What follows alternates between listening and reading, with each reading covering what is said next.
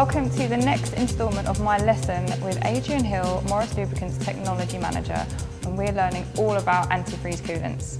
What is the worst thing that can happen if you were to use the wrong product in your vehicle? Okay, so there can be some disasters if you're not careful. Okay, so some of this lovely chemistry I was telling you about. So the chemistry is in there to protect certain metallurgies.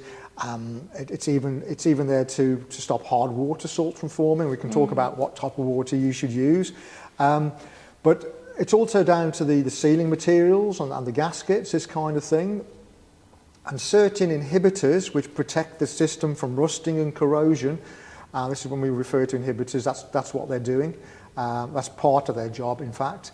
But some of those inhibitors, although they're protecting some of the metallurgy in those engines, in a different design may actually erode sealant material.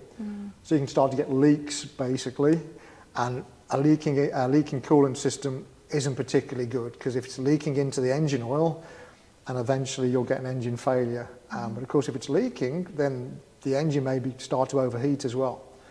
So then obviously, again, that's another issue which can be catastrophic. So it's picking the right chemistry that isn't detrimental, but is beneficial. So this product really does have quite a few hidden talents, doesn't it? It's has not just an antifreeze or a coolant, it's also a protective substance for your engine. Absolutely, yeah. So the antifreeze coolant itself, if you look at the formulation, so we have the antifreeze part of that formulation is down to something called monoethylene glycol. So water is great. Water is the best cooling medium on the planet. Okay, if you want to cool something down, you use water. It's great. But it has its limitations. So at 0 degrees C, of course, it freezes, turns to ice.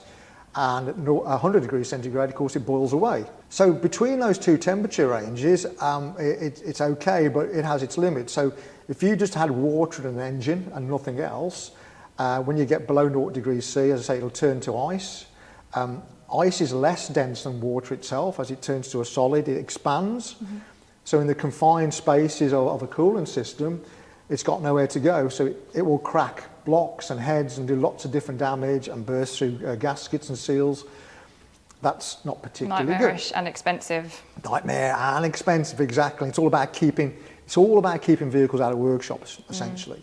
Because then on the other end of the spectrum, when it gets to 100 degrees centigrade, and when you're cooling the combustion chamber area of an internal combustion engine, it far exceeds 100 degrees centigrade. But the last thing you want then is it all boiling away, because if it all boils away, you've got nothing to take the heat away anymore. So it just overheats. And you know, the older radiator systems of yesteryear, when you used to see cars pulled up the side of the road and steam billowing out, you know. Been there, done that. Yeah, there you are. You've experienced it. Yeah, you know, it's not a good special effect to have steam billowing out. So of course that's its other limiting factor. So in order to control that and give it better physical properties, then monoethylene glycol is introduced. And what monoethylene glycol does, it basically interferes with the formation of ice crystals. So that means you can get down below 0 degrees C. Now the optimum mixture is 50% antifreeze coolant solution and water. Now at 50%, what was 0 degrees centigrade will get you down to sort of frost protection of minus 35, minus 37 roughly. So plenty of reserve. And on the other end of the spectrum, and bearing in mind an antifreeze coolant system, or the coolant system is a pressurized system, you can get to 107, 108 degrees centigrade. So you can get it, you can elevate the boiling point of water. So monoethylene glycol is that kind of important component that gives you a better operating temperature range. But that's only part of all the goodies that are packed away in there. Okay, so that's its main job.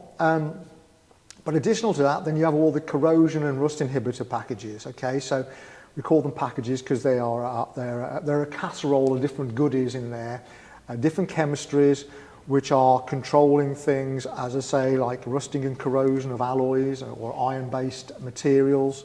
The other interesting thing is the monoethylene glycol, although it does a great job, a bit like engine oils over a period of time, you start to get oxidation.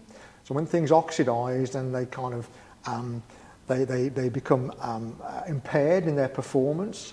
But when monoethylene glycol oxidizes, because it's in a hot engine all the time, it's always hot. So when things get hot, they oxidize. But when monoethylene glycol oxidizes, it produces acidic byproducts, and of course acids and metals, not a good combination really. So the inhibitor package in there, the chemistry again, is designed to basically control the effects of that corrosion. So we have something called buffering agents, okay? So what you want to do, you want to keep an antifreeze coolant solution at around sort of 8.5 pH. So water's neutral at 7.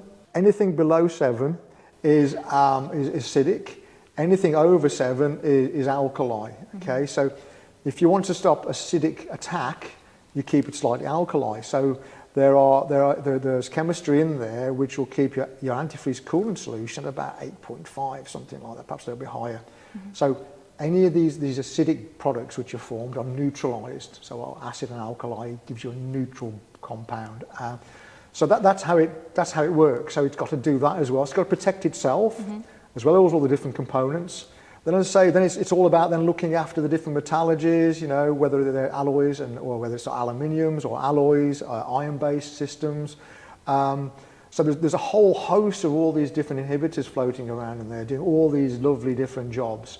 So it's quite a complex brew, So it's kind of, as I say, which is why it's a shame it's sold as a commodity and it's kind of understated in that way. But there's a lot going on in there, and it shouldn't be kind of dismissed as something, I've got to put in, because, and one of the interesting things that the perception is, people only tend to think about antifreeze coolant when the weather gets cold. They think, it's getting cold, I need to check my antifreeze coolant. Well, really as part of regular vehicle maintenance, when you're checking your tyre pressures and your oil level and your brake fluid level and your screen wash, you should be checking your antifreeze level anyway to make sure that's all right. So the question is, if it's getting cold now, if it freezes, I'm going to damage my engine. That is one side of it, but very few people think, in the middle of summer, if I'm stuck in traffic and it's really hot, how do I keep my engine cool? Yeah. Nobody ever asks that question. It's always worried about it getting cold, but you don't want it overheating either. So it is that kind of, it's that two-edged sword. It's got to be doing both of those things for you, depending on what time of year it is. So people should always be making sure their antifreeze coolant level is where it is. And that's important for another factor, because these are pressurized systems. They shouldn't leak. So if you are losing antifreeze coolant, you've got a leak somewhere. So that's another reason why you should check, because in theory you shouldn't need to top it up. But if you are topping it up too regularly, something's leaking, so that would need to be looked at by a garage, and repairs need to be made depending on what the problem is. Thank you so much for that lesson all about antifreeze coolants. If you want to learn more, you can head to the Morris Lubricants website or YouTube channel.